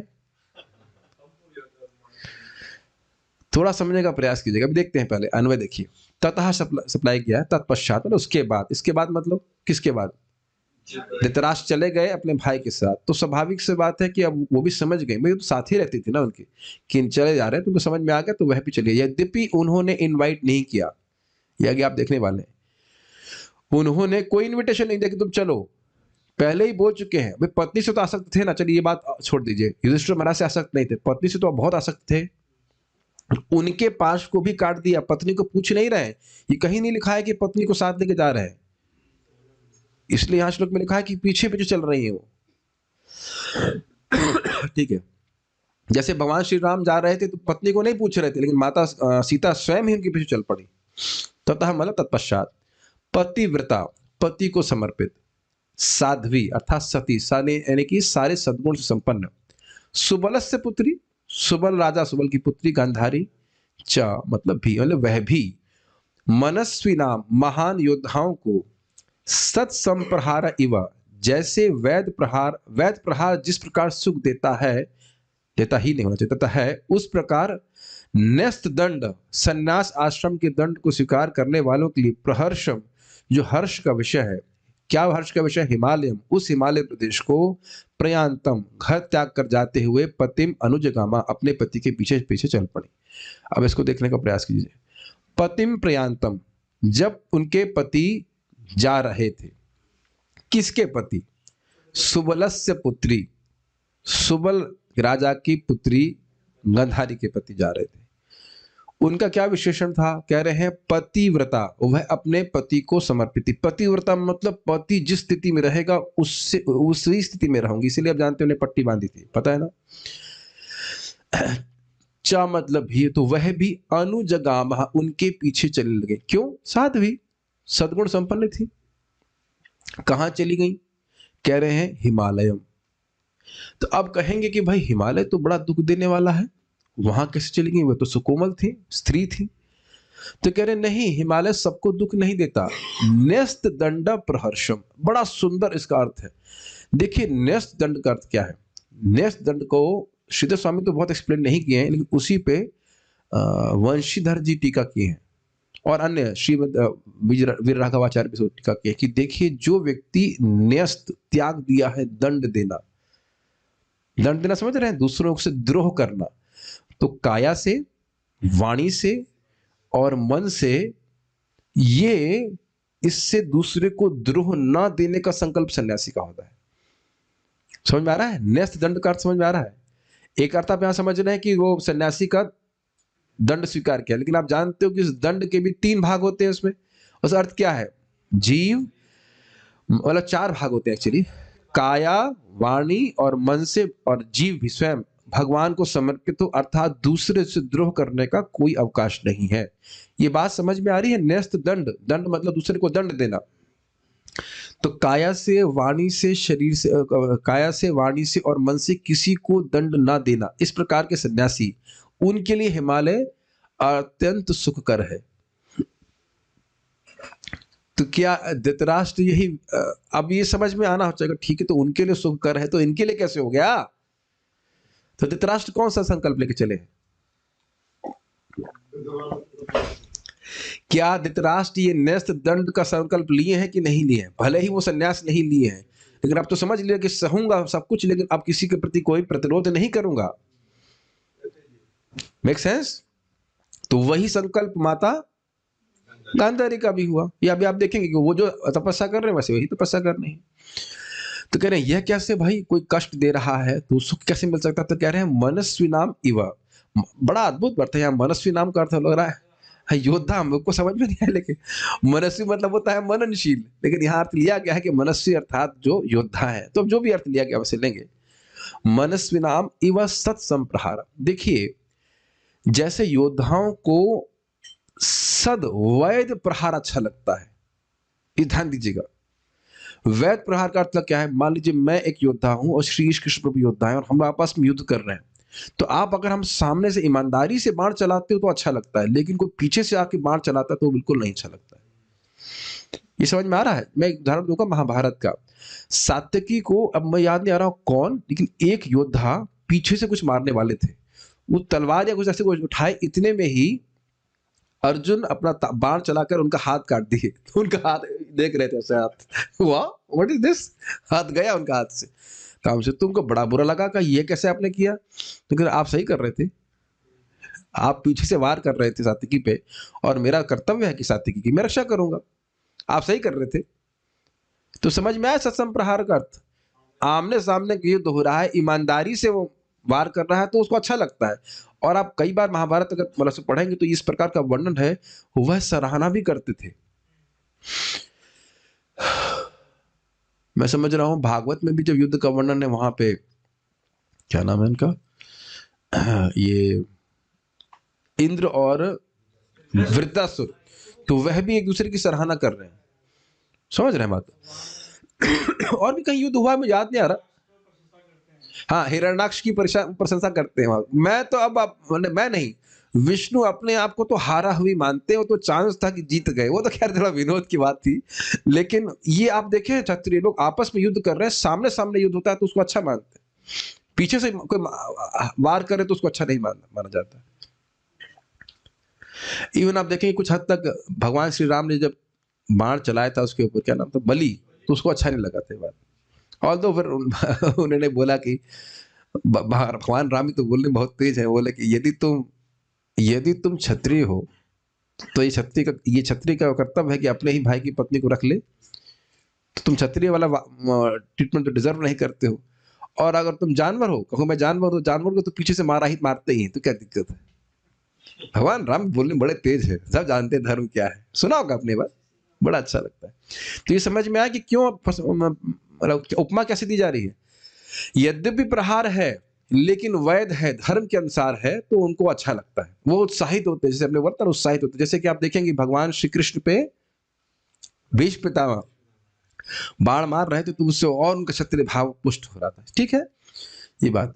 तो कह रहे हिमालय उन लोगों को सुख देने वाला होता है जो सन्यासी होते हैं। ये जो सिटीज की चिक चिक किचकिच होती है, उससे दूर अपना भजन करेंगे। थोड़ा कष्ट हो सकता है जाड़े का या गर्मी, सॉरी गर्मी तो नहीं होती, लेकिन मन शांत रहता है। और ये हमारे पार्थ प्रभु तो बताएंगे, सत्यापित करेंगे। आप लोग भी तो हिमालय गए ना बीच में, बता रहे थे कि बड़ा मन जो है शांत रहता है वहाँ पे, इज इट नॉट? और मोबाइल ही शांत हो जाता है तो मोबाइल ही शांत, नेटवर्क ही नहीं है। सोचिए ऐसे स्थान में 6-7 दिन रहना जहाँ पे कोई नेटवर्क नहीं आए। हाँ, सड़क सनातन प्रभु बता रहे थे, कई बार हिमालय जाते हैं, अभी भी हिमालय में अगर वो व्यक्ति जाता है तो शांति का अनुभव करता है। हम आपको हिमालय जाने के लिए नहीं बोल रहे हैं, यही स्वेटर में हालत खराब हो रही है, वृंदावन में रही है, लेकिन स्वाभाविक सी बात है कि लोग बाग कम होंगे आसपास तो राग द्वेष से मुक्त रहेगा व्यक्ति और भजन कर पाता है। ठीक है। श्रीधरी, धृतराष्ट्र की पत्नी गांधारी पतिव्रता और सुशीला नारी थी। उन्होंने देखा कि उनके पति धृतराष्ट्र हिमालय में जा रहे हैं और यह देखकर गांधारी उनके पीछे पीछे हिमालय में चली गई। यदि कोई कहे कि हिमालय तो बर्फ आदि के कारण बहुत दुख देने वाला है, सुकुमारी गांधारी वहां कैसे गई, तो उसका उत्तर है न्यस्त दंडानाम, अर्थात जिन लोगों ने काया, वाणी और मन से जीवों से द्रोह यानी दंड करना छोड़ दिया। मतलब दंड, किसी के प्रति कोई भी बुरा बर्ताव करेगा लेकिन मैं उसको कोई दंड नहीं दूंगा, ये बात है। वैसे ध्यान दीजिएगा कि ये योग्यता है भगवान के धाम जाने की। अब एक भक्त ने रिसर्च कर लिया था, न्यस्त दंडा नाम, ये भागवत में महाराज जी प्रवचन कर रहे थे, आपको याद हो परम पूज्य वृंदावन चंद्र महाराज, इसी पे वो बोल रहे थे न्यस्त दंडा नाम। यदि भगवान के धाम जाना चाहता है तो दूसरों को दंड देने की भावना से मुक्त रहना होगा। Check yourself, this is quite frightening. जब कोई, कई बार आपका गाल आपका उसमें आ जाता है दांत के बीच में, तो गाल फाड़ देते हैं आप भाला लेकर के, या दांत तोड़ देते हैं। तो अपना ही गाल अब अपने ही दांत के बीच में आए तो क्या है, चुपचाप सहन कर लेते, खाते रहते, चुपचाप खाना है ना। तो वास्तविकता तो ये, हम देखिए हम बोल रहे हैं सहन नहीं हो पाता, लेकिन हम अपना ही कर्म, कोई हमारा ही कुछ गलत कर्म, इसकी वजह से कोई बुरा बर्ताव करता है कि नहीं। कभी हम ये प्रश्न नहीं करते कि ये व्यक्ति हमको रसगुल्ला ला के क्यों दे रहा है। ऐसा कभी नहीं हुआ कि बहुत अच्छा बर्ताव किया है, क्यों बात हुआ, बीच में आपको 15 आइटम खाने को मिले थे ना, कहीं घर गए थे आप बता रहे थे, तो ये प्रश्न नहीं करते कि क्यों होता। मैं आपको नहीं बोल रहा, मैं हर व्यक्ति को मिलता है, कहीं बड़ा अच्छा ट्रीटमेंट मिलेगा और कहीं मिलेगा कि भाई रोटी क्यों में घी क्यों नहीं लगाया। अरे हम लोग नहीं खाते तो सोचते हैं कि आप लोग भी नहीं खाते हो याद आ रहा है आपको, हम ऐसी जगह भी गए थे, तो कहीं सूखा मिलता है, कहीं अच्छा मिलता है, इज इट नॉट। प्राय तो साधुओं को अच्छा ही मिलता है, बुरा तो नहीं मिल रहा है, इज इट नॉट। कितना अच्छी बात है। प्रयास करें कि हम दिन प्रतिदिन धीरे धीरे करके दूसरों को दंड देने की भावना से मुक्त हो। ये देखिए मेरे शब्द नहीं, क्या 11:55 भूल गए आप, निर्वैर सर्वभूतेषु। We have to come to that level. अब जरूरी नहीं कि हमसे हर कोई व्यक्ति प्रेम करेगा, लेकिन आप, अच्छा इससे पहले आप आगे चले जाए, इसमें विचार कीजिए, दूसरे को दंड देने की इच्छा है तो आप दंड दे लेंगे ना। यमराज हम ही को नियुक्त किया गया है ना, जिसने हमारे संग बुरा किया है सबको लाइन में ले आएंगे ना हम। और मान लो हमने दंड भी दे दिया तो भी हम सुखी हो जाएंगे क्या? फिर उस श्रृंखला में फंस जाएंगे ना, फिर वो हमको कभी और कष्ट देगा, ये देगा, इत्यादि इत्यादि। तो ये पढ़ के हम निकल सकते हैं कि नहीं। बड़ा बस मैं एक विरोध की बात कहूंगा, परम पूज्य वृंदावन चंद्र महाराज जहाँ पे क्लास दे रहे थे, तो मुझे अच्छे से याद है, मेरे सामने घटना हुई। एक माता जी पूछी, माता जी को मतलब शिष्या जैसी थी उनकी बात, महाराज जी ये क्या ड्रागनों का भक्ति में भी हम डेटी वर्शिप कर सकते हैं? महाराज पहले समझा चुके थे भक्ति सामने सिद्ध क्लास में कि भाई रागानुगा में क्रियाओं का अंतर नहीं होता है, बस में भक्त बहुत आसक्त हो जाता है। तो ऑब्वियसली बात बड़ा स्पष्ट है कि चाहे आप डेटी वर्शिप कर रहे हैं, चाहे आप जाप कर रहे हो, उसमें आपका अत्यंत आसक्ति होती है, वो रागानुगा का लक्षण है। तो महाराज बोले अब सन्यास ले लिया है तो हम डांट नहीं सकते हैं, नहीं तो बोलते गधी सबके सामने बोले को गधी तुमको अभी तक समझ में नहीं आया। आप पता नहीं हो कितने लोग थे उस क्लास में, हम लोग बड़ा मजा आया था रिकॉर्डिंग है वैसे उसकी, जो महाराज का भक्ति स्वामी सिंधु का लेक्चर है सब रिकॉर्ड किया, आप देखेंगे उसमें।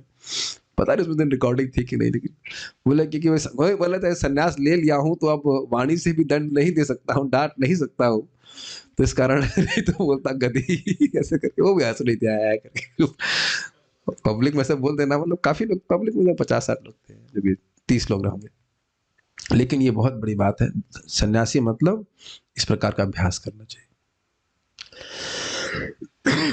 यानी कि वाणी से, शरीर से संयम करना चाहिए, भगवान की सेवा में लगाना चाहिए। तो आप कहेंगे कि प्रभुपाद जी डांटते नहीं थे। देखिए वो एक अलग चीज है, वो दंड नहीं दे रहे थे, वो शिक्षा दे रहे थे। समझ रहे बात? अपने प्रति कोई खराब होता हो, प्रभुपाद कभी नहीं रिवोल्ट करते थे। Make sense? ऐसे सभी जीवों के सुहृद योगियों को हिमालय सुख ही देता है, दुख नहीं देता। अभी आप देख रहे हैं कि विदुर जी कितना कटु बोल रहे हैं, तो क्या दंड दे रहे हैं? क्या दंड दे रहे हैं बताइए?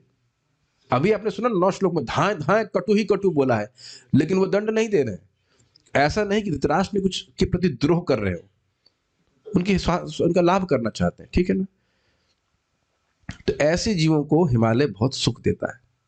किसको? जो सभी के सुहृद हैं, भक्ति करना चाहते हैं। इस प्रकार से यह उसी तरह से होता है जिस तरह युद्ध में वीरों को तीव्र संप्रहार सुख देता है। जहां जहां संप्रहारम यह पाठ है, उसके अनुसार सत संप्रहारम पद का अर्थ होगा युद्ध में। युद्ध मतलब युद्ध में जैसे वीरों को अच्छा लगता है, या फिर युद्ध में भी अगर आमने सामने की लड़ाई होती है और ठीक ठीक धर्म के अनुसार युद्ध किया जाता है तो उसको अच्छा लगता है, ठीक है। जैसे अगर आपको याद हो कि क्या नाम था उनका, जाम्बवती के लड़के का, सांब जब लक्ष्मणा का अपहरण करके लेके आए थे, तो 5 वीरों ने मिल करके उनको पकड़ा था। ये पढ़ा है आपने कृष्ण बुक में? नहीं पढ़ा ना? महंगी किताब है ना। हाँ ठीक, हाँ स्टॉक पता है, बहुत स्टॉक है, फ्री में ले सकते हैं। तो कृष्ण बुक पढ़ेंगे तो उसमें 5 वीरों ने मिल करके सांब को पकड़ा। ये अच्छा नहीं माना गया था, बिल्कुल अच्छा नहीं माना गया। तो ये चीज गलत है। सामने सामने का युद्ध करो, क्या दिक्कत है? तात्पर्य, सुबल की पुत्री तथा राजा धृतराष्ट्र की पत्नी सौबलिनी अर्थात गांधारी अत्यंत पति परायणा आदर्श पत्नी थी। वैदिक सभ्यता में साध्वी तथा पतिव्रता स्त्रियां होती थीं, जिनमें से गांधारी का भी वर्णन इतिहास में पाया जाता है। स्पष्ट है, लक्ष्मी जी सीता देवी एक महान राजा की पुत्री होते हुए भी अपने पति भगवान रामचंद्र के पीछे पीछे जंगल में गईं। इसकी बात मैं उदाहरण दे चुका हूं। इसी प्रकार समान स्त्री की तरह गांधारी अपने घर या मायके में रह सकती थी, किंतु साध्वी तथा भद्र महिला की भांति बिना कुछ विचार किए उन्होंने अपने पति का अनुसरण किया। विदुर ने धृतराष्ट्र को वानप्रस्थ आश्रम के उपदेश दिए थे और गांधारी अपने पति के साथ साथ रहीं, किंतु उन्होंने यह नहीं कहा कि तुम मेरे साथ चलो, क्योंकि उस समय वे उसी तरह दृढ़ संकल्प थे जिस प्रकार एक महान योद्धा युद्ध भूमि में सभी प्रकार के खतरों को झेलता है, और यह उसको बहुत सुख में लगता है। जैसे मैंने एक सुनी थी, मुझे बड़ी रोमांचक बात लगी थी कि जब कारगिल का युद्ध हो रहा था तो भारत का एक सैनिक से मेरा मतलब वो एक ऑफिसर थे, वो बोले कि या तो मैं इसको जीत के आऊंगा और नहीं तो तिरंगे में लिपट के आऊंगा। अरे बोलना बहुत बड़ी, और वाकई उनकी मृत्यु हो गई। नाम भूल रहा हूं उनका, मैं नाम नहीं जानता, पर कहीं तो मैं कोई व्यक्ति मुझे भेजा था या कैसे मैं उसको पढ़ा, but very amazing is it not? या तो मैं उसको, और जीत भी लिए थे, उसको मार दिए, वहां के आतंकवादी को मार दिए थे भारत ने, जो भी थी वो जो पहाड़ी थी वो जीत ली, और लेकिन उनकी उसमें मृत्यु हो गई थी। But really needs a courage, is it not? आपको पता है, देखो हम मर जाए अलग बात है, इतना सामर्थ्य होना कि मुझे पता है कि मैं आज वहां जाऊंगा युद्ध पे तो मर जाऊंगा, और फिर भी जाए, it's not an ordinary thing. Vikram Batra जो भी रहे हो, बट इट्स रियली करेजियस। ऐसा सामर्थ्य, ये बहुत बड़ी बात। मैं बोल रहा हूं तो मैं गुणगान करना चाहता हूं कि भारत की सेना में जितना मतलब अभी कह सकते हैं ना सामर्थ्य है, जितना पराक्रम है, और मैंने सुना है कि पाकिस्तान की भी सेना में, हमने सुना ऐसा कि वहां के लोग भी बड़े ही क्षत्रिय स्वभाव के, जो भी सेना, पता नहीं कितना सत्य है, हम लोग सुना है लोगों से, कि मुझे नहीं पता, आई डोंट नो, बट देखिए मैं एक इंडिपेंडेंटली ग्लोरीफाई कर रहा हूँ। उस तरह से अमेरिका के लोग नहीं है, वो डरते हैं युद्ध करने में। आज हाँ वो मशीनों से बस गेम खेलने, वीडियो गेम बटन दबाया मार दिया। आज भी भारत के बहुत से सैनिक, सब प्राय सभी सैनिक बड़े ही मतलब जुझारू और इस प्रकार से होने वाले हैं। हाँ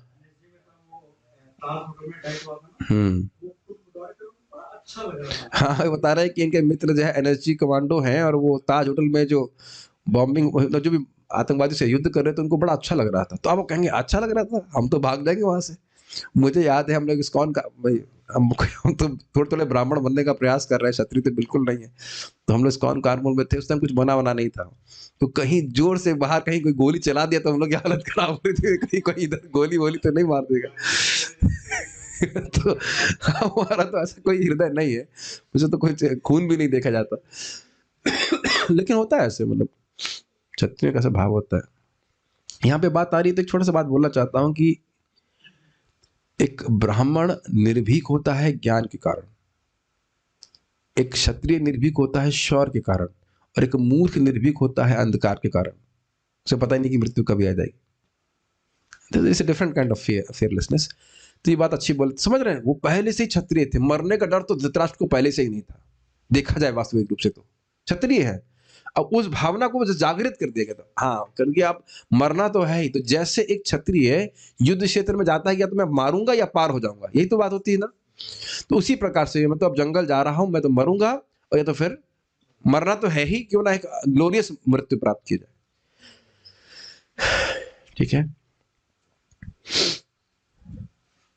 ठीक है, क्योंकि वे इस समय में दृढ़ संकल्प थे। ठीक है, वे तथाकथित पत्नी, व्हाट डज दैट मीन तथाकथित पत्नी?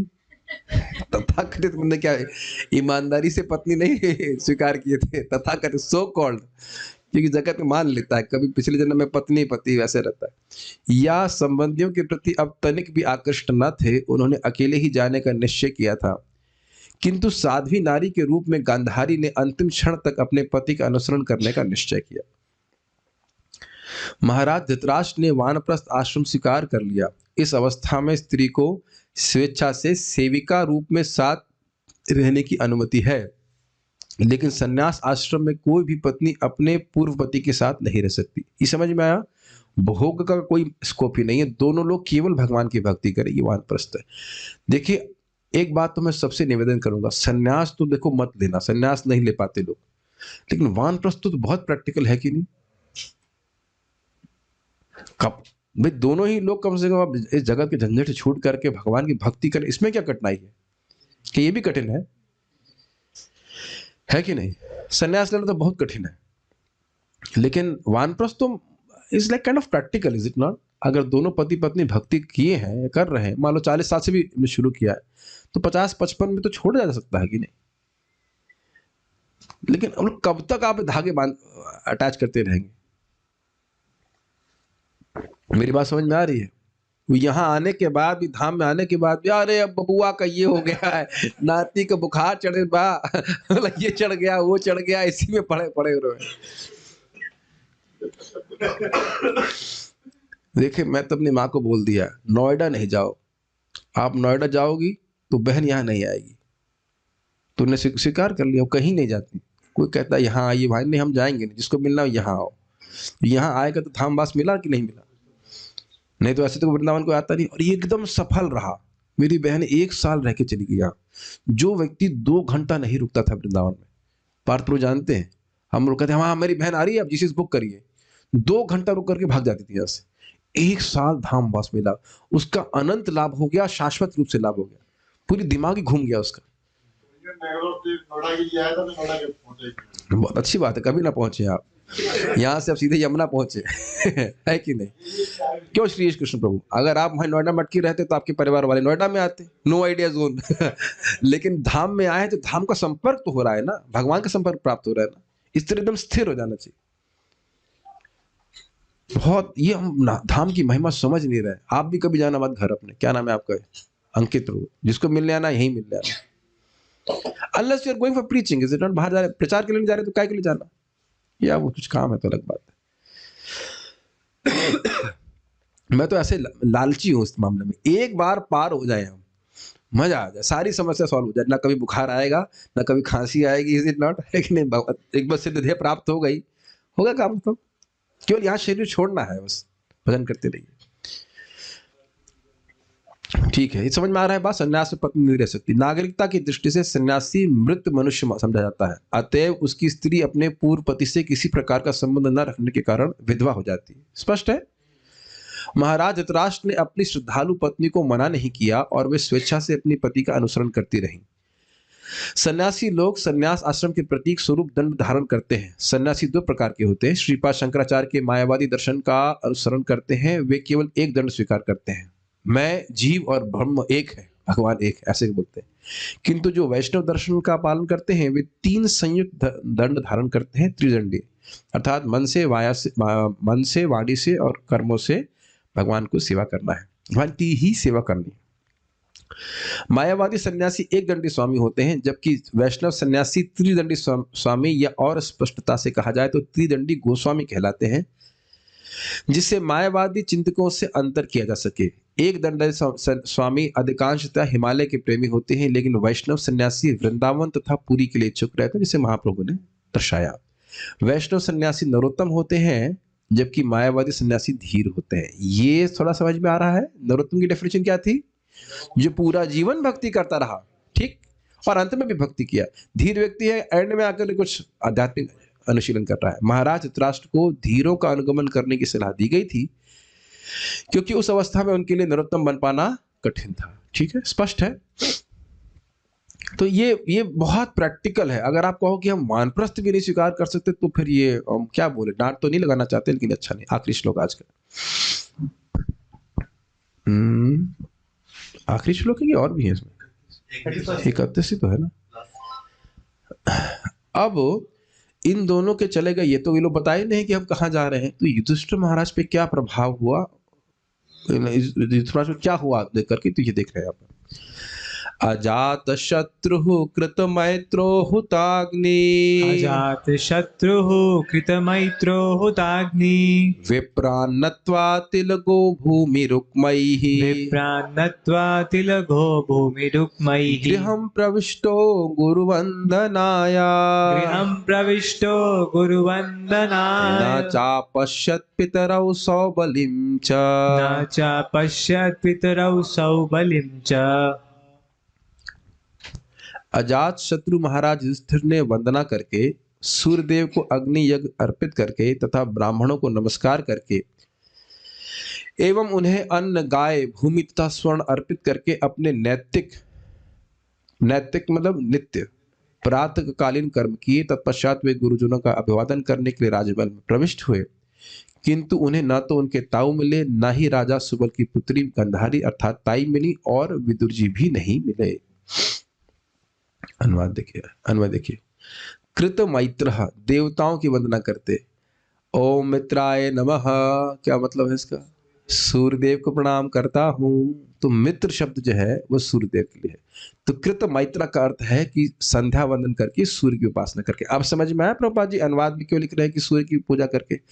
अब आप कहेंगे भाई युधिष्ठिर महाराज तो परम भागवत है, ये सूर्यदेव की उपासना क्यों कर रहे हैं, अनन्य भक्ति क्यों नहीं कर रहे? भाई देखिए, वह एक क्षत्रिय है, वह राजा है, तो वह सब भी कर्तव्य करते हैं जो करना चाहिए, लेकिन वह भी जानते हैं कि सूर्यदेव पहली बात तो भगवान के भक्त हैं, उसके अंदर भी सूर्य नारायण है। ठीक है, अगर कोई किसी अनन्य भक्त को ऑब्जेक्शन हो तो इसलिए क्लियर कर दे रहा हूं। हुताग्नि का बड़ा स्पष्ट है, अग्निहोत्र आदि यज्ञ करके। तो हरे कृष्णा क्यों नहीं कर रहे हैं? हरे कृष्णा भी कर रहे हैं, भगवान भी अग्निहोत्र यज्ञ करते हैं, एक राजा को करना पड़ता है। अजात शत्रु युधिष्ठिर, यानी कि संध्या वंदन करके, सुबह वाला जो गायत्री वगैरह सब करके और अग्निहोत्र यज्ञ करके। अजात शत्रु यानी कि कोई शत्रु नहीं था युधिष्ठिर महाराज। विप्रान नत्वा, बड़ा स्पष्ट है, विप्र मतलब ब्राह्मण, नत्वा मतलब प्रणाम करके, ब्राह्मणों को नमस्कार करके एवं उनको तिल गो भूमि रुक्मय, तिल मतलब तेल, गो मतलब गाय, भूमि मतलब भूमि, और रुक्मय मतलब स्वर्ण, रुक्मणी, इसीलिए शब्द है उनका जो वर्ण था वह है स्वर्ण वर्ण से। पता नहीं रुक्मी का भी था कि नहीं, लेकिन मुझे नहीं पता। अन्न, गौवों, भूमि तथा स्वर्ण को अर्पित करके, गुरु वंदनाया, अपने गुरुजनों को नमस्कार करने के लिए। तो गुरुजन में आ गया कौन कौन से बताइए? कृपाचार्य और द्रोणाचार्य, वेरी नाइस, जिनका शरीर छूट गया था, कुछ भी बोल दीजिए। कृपाचार्य तो थे ही, उनके पास गए। और गुरु का अर्थ होगा जो भी श्रेष्ठ थे, वरिष्ठ थे, विदुर जी थे उस समय वहां पे, और धृतराष्ट्र थे, धौम ऋषि भी थे। धौम ऋषि उनके राज्य में मैं समझता हूँ राजपुरोहित थे शायद, नॉट श्योर, थे ना, कभी कभार आते। धौम में राजपुरोहित नहीं थे, कृपाचार्य ही थे। अब जो भी रहा हो, धौम में भगवान श्री राम के समय में रहे, दोनों टाइम में थे, लेकिन उनके राज्य में रहते थे, मतलब उनके महल में दे रहते थे, मैं श्योर नहीं हूँ। एनीवेज, जो भी अन्य गुरु रहे, और स्वाभाविक सी बात है धृतराष्ट्र को भी गुरु है कि वो श्रेष्ठ है, तो उनकी वंदना करने के लिए गृहम प्रविष्ठा अर्थात उनके महल के भीतर प्रवेश किए। पितरौ, पितरौ शब्द यहाँ पे द्विवचन में है। तो किंतु उन्होंने धृतराष्ट्र एवं विदुर सौबलिम च व गंधारी को न अपश्यत, वहां नहीं देखा। तो ये उनको बड़ा आश्चर्य हुआ। अजात शत्रु अर्थात युधिष्ठिर महाराज कृत मैत्रो सूर्यदेव की उपासना करके, हुताग्नि अग्नि को आहुति देके, अग्निहोत्र यज्ञ करके, विप्रान नत्वा ब्राह्मणों को नमस्कार करके, तिल गो भूमि रुक्मयी और तिल गाय भूमि और स्वर्ण उनको दे करके, गृहम प्रविष्टो घर महल में प्रवेश किए। किस लिए किए? गुरु वंदना आया, गुरु की वंदना करने के लिए, श्रेष्ठ व्यक्तियों की वंदना करने के लिए। कितना सुंदर कल्चर है देखिए गृहस्थ आश्रम में भी। ना चा पश्यत, और उन्होंने नहीं देखा। किसको नहीं देखा? पितरौ दुर्योधन सॉरी धृतराष्ट्र और विदुर जी को नहीं देखा। और कोई और क्या? सौबलिम चा माता को नहीं देखा। देख रहे हैं कि अन्वय समझ लेने से संस्कृत कितनी आसानी समझ में आती है, यद्यपि आप संस्कृत ना भी जानते हो। उम्मीद कर रहा हूं उम्मीद कर रहा हूं।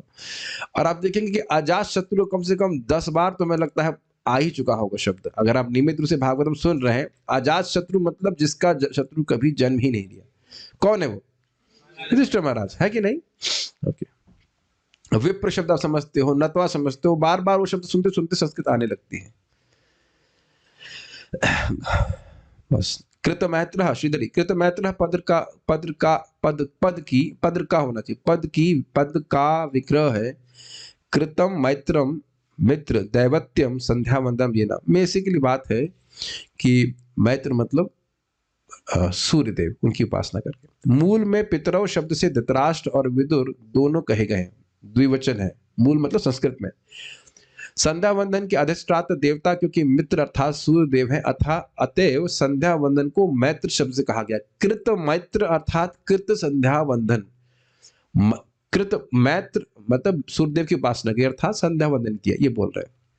युधिष्ठिर ने नित्य संध्या वंदन तथा अग्निहोत्र कर्म को किया और उसके पश्चात ब्राह्मणों को नमस्कार किया तथा उनको दान दिया। ये एक बहुत महत्वपूर्ण बात है कि आप यहां देख रहे हैं कि अर्थ जो है आचार्यों के अनुसार ले जा रहा है। कितनी बड़ी सहायता है। नहीं तो कृत मैत्र का अर्थ हम कभी समझ नहीं पाते। उसके पश्चात जब वे गृह में गए तो उनको धृतराष्ट्र विदुर और गंधारी तीनों नहीं मिले। स्पष्ट है, सारार्थ दर्शन देखिए। चा से क्या इंगित होता है? बाकी सारी बातें सारार्थ दर्शनी और सिद्ध स्वामी की कॉमन थी तो मैंने उसको नहीं लिया। एक स्पेशल टीका इनकी कह रहे हैं। च शब्द यह इंगित करता है कि न केवल उन्होंने उनको नहीं देखा अपितु उनको यह भी ज्ञात न था कि वे कहां गए। देखो कितना विचार किए च शब्द पे। कुछ अंतर समझ रहे हैं? मान लो किसी अंतर नहीं है, कुछ आशय समझ रहे हैं इसका कि भाई आप किसी व्यक्ति को रूम पे न देखो। जैसे मान लो अभी मैं यहां बैठा हूं और कदाचित कोई व्यक्ति मेरे रूम पे जाके देखे तो मुझे नहीं देखेगा, लेकिन इसका अर्थ यह नहीं कि मुझको ढूंढ नहीं सकता। अंतर समझ रहे हैं? Is it not? जो लोग यहां उपस्थित हैं अभी अगर आपके घरों में कोई व्यक्ति जाएगा तो नहीं मिलेंगे, लेकिन इसका अर्थ यह नहीं है कि ढूंढ नहीं पाएंगे। तो नहीं ढूंढ पाएंगे तो कुछ कठिनाई होगी कि नहीं? कुछ समझ रहे हैं इस आशय को? भाई घर में बहुत बार लोग नहीं मिलते, यहां नहीं होंगे, अरे वहां पर गार्डन में होंगे या वहां होंगे, यहां होंगे या मंदिर में होंगे, ऐसे तो सोचता है। और मिले ही ना तो आपको चिंता नहीं होगी। तो ये कह रहे हैं चा से कि न सिर्फ उनको नहीं देखा अपितु वो कहीं जान नहीं पाया कि वो कहां गए। मतलब और भी महलों में देख लिया, कहीं नहीं गए, कहां चले गए नहीं पता चला। और बहुत सुंदर बात है, उसको रहस्य को मैं आज नहीं खोलना चाहता लेकिन फिर भी बोल रहा हूं कि युधिष्ठिर महाराज यही सोचेंगे कि मुझसे क्या गलती हो गई, जरूर मुझसे कुछ गलती होगी उनकी सेवा में ऐसे करके, इसीलिए वो मुझसे बिना बताए चले गए। ये तो हम कल चर्चा करेंगे। बहुत सुंदर युधिष्ठिर महाराज का गुण है। तात्पर्य, महाराज युधिष्ठिर अत्यंत पवित्र राजा थे क्योंकि वे स्वयं गृहस्थ के सारे नैतिक कर्म किए जाते थे। नैतिक मतलब नैतिक होना चाहिए, नैतिक मतलब जो रोज किए जाने चाहिए। गृहस्थों को प्रातःकाल 8 बजे जल्दी जगना होता है। वो लिखा नहीं, मैं तात्पर्य दे रहा हूं उसमें सर। अरे भाई सब लोग सुन रहे हैं कि नहीं? सबको सुनाई पड़ रहा है? आवाज आ रही है ना मेरी? हाँ कृष्णार्पण प्रभु, आपको आवाज आ रही है? सुनाई पड़ रहा है? संन्यास तो नहीं लिया ना आपने? ठीक है, सुन लीजिए मैं क्या बोल रहा हूं। देखिए मैं नहीं बोल रहा, जब प्रभुपाद बोल रहे सुनिए। गृहस्थों को, धीरे बोल रहा हूं समझ में आ जाएगा। गृहस्थों को, नहीं सुनाई नहीं पड़ा ठीक से, फिर से बोलते हैं। गृहस्थों को, अभी भी नहीं आया होगा। गृहस्थों को, अब तो आ गया होगा, 3 बार बोलने से समझ आएगा। गृहस्थों को प्रातः काल जल्दी जगना होता है। तो प्रभु जी प्रातः काल लिखा है, प्रातः काल की तो बड़ी विस्तार व्याख्या है। 7 बजे प्रातः काल, 8 बजे प्रातः काल, 5 बजे प्रातः काल। अरे भाई कम से कम 5 बजे तो उठना ही चाहिए। कठिनाई गृहस्थी और ब्रह्मचारी की नहीं है। अब मैं अगर 1 बजे सोऊं तो मेरे लिए सुबह उठना भारी हो जाएगा। कोई सुपरमैन तो मैं है नहीं। तो आपको जल्दी सोना होगा, चाहे गृहस्थ हो चाहे ब्रह्मचारी हो। सुनाई पड़ रहा है? ठीक है, सबको अच्छे सुनाई पड़ रहा है ना? ठीक है। गृहस्थों को, ये वैसे मैं कई बार बोल चुका हूं, जो व्यक्ति सूर्य 5 बजे स्नान कर लेता है उसे अमृत स्नान कहा जाता है, उससे आपकी आयु बढ़ती है। यस।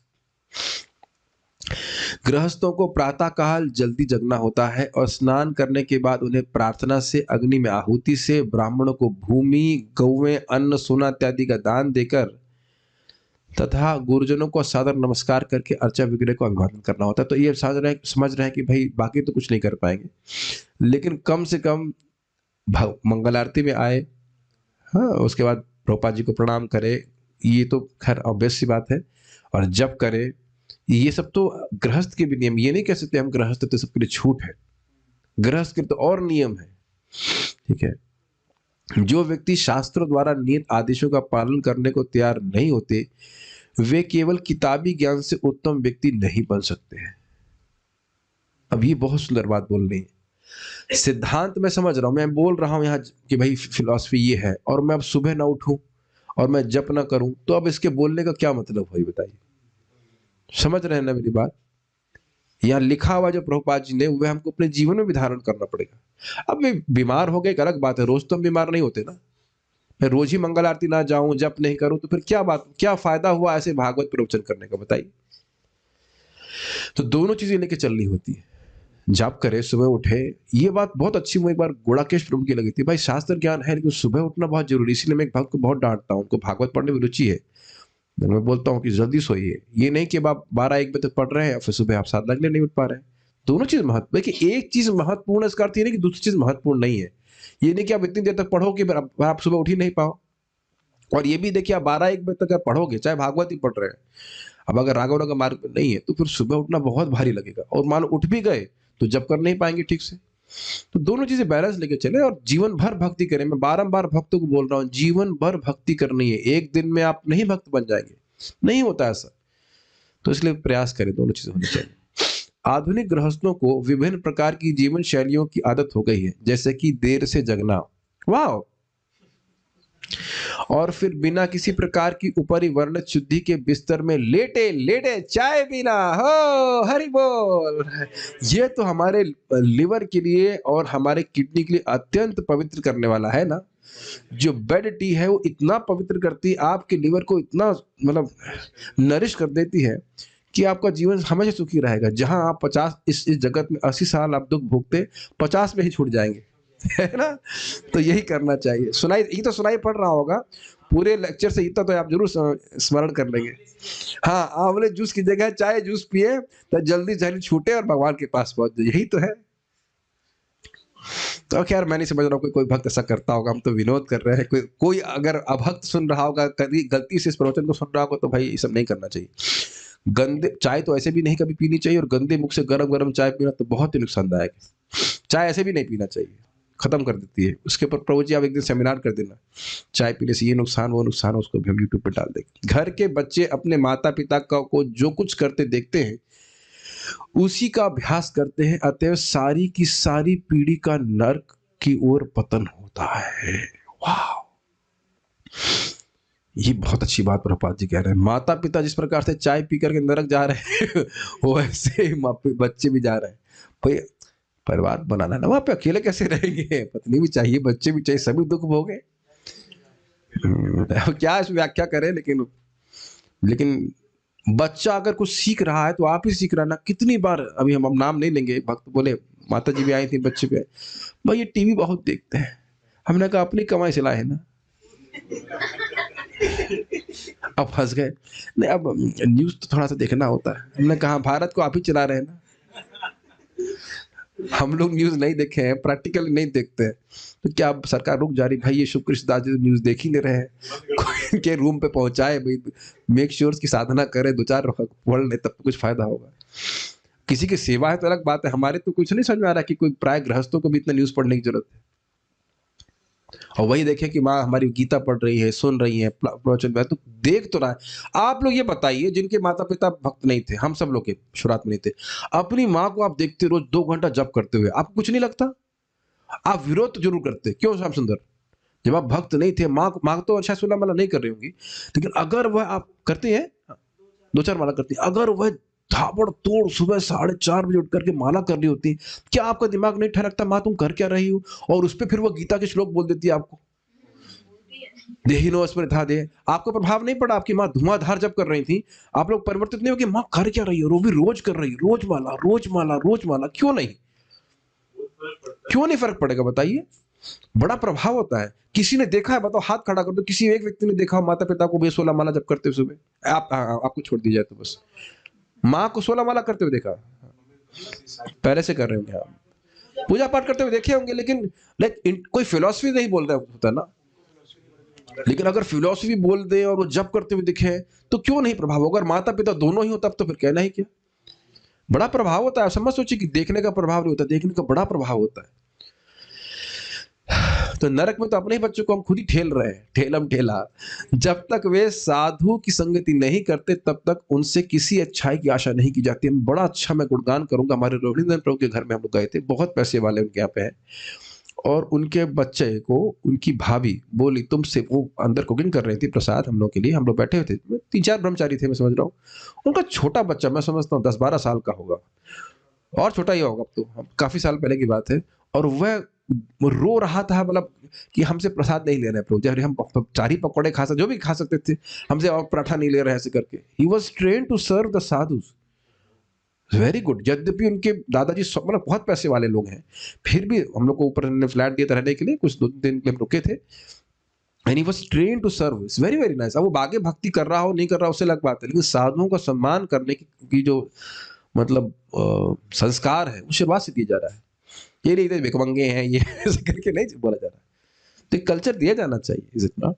साधु लोग आए, उनको प्रणाम करो, इत्यादि इत्यादि। भौतिकतावादी मनुष्य धृतराष्ट्र की भांति विदुर जैसे साधु से शिक्षा ग्रहण कर सकता है और इस प्रकार आधुनिक जीवन के दुष्प्रभावों से शुद्ध हो सकता है, लेकिन महाराज युधिष्ठिर को राजमहल में राजा सुबल की पुत्री गांधारी समेत उनके चाचा ताऊ धृतराष्ट्र तथा विदुर नहीं मिले।